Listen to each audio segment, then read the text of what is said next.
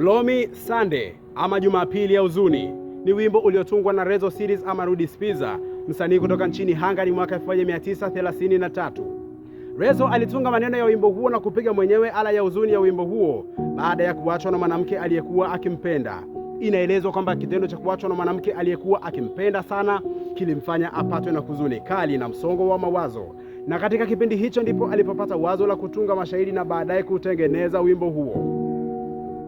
Kwa sababu aliuimba akiwa na huzuni kali, wimbo nao ulijawa na hisia kali za mtu anayelalamika kuvunjwa moyo na mpenzi wake, akifananisha kitendo cha kuachwa kuwa ni sawa na kufiwa na mtu aliyekuwa akimpenda.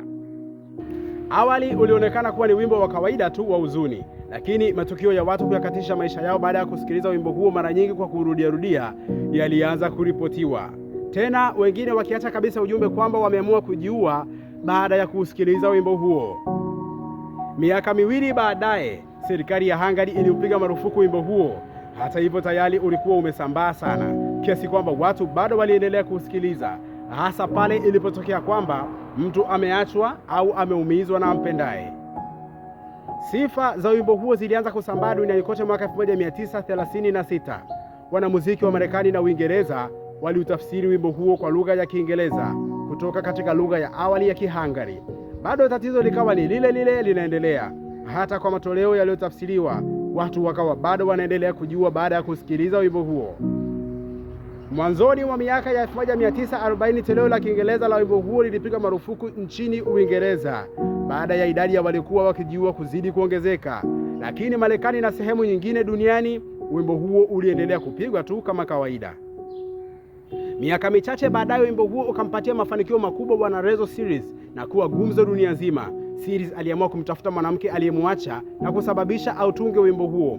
Lengo lake lilikuwa ni kujaribu kumbembeleza ili warudiane, kwani kama ni pesa tayari alikuwa nazo baada ya wimbo huo kuwa maarufu dunia nzima. Hata hivyo, katika hali ya kustajabisha, inaelezwa kwamba Series alipofika mahali alipokuwa akiishi mwanamke huyo alikuta watu wamejaa. Baadaye ikabainika kwamba mwanamke huyo amekunywa sumu na kujiua, na kwenye chumba chake alichojiulia ilibainika kwamba alikuwa akisikiliza wimbo huo, na pia aliacha ujumbe wa maneno mawili tu kama sababu za kujiua kwake, yani Gloomy Sunday.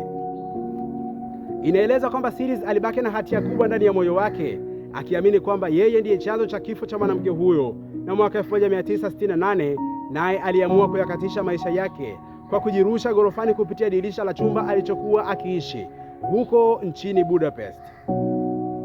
Series aliacha ujumbe kwamba ameamua kuyakatisha maisha yake baada ya kuona wimbo aliotunga umekuwa sababu ya watu wengi kujiua.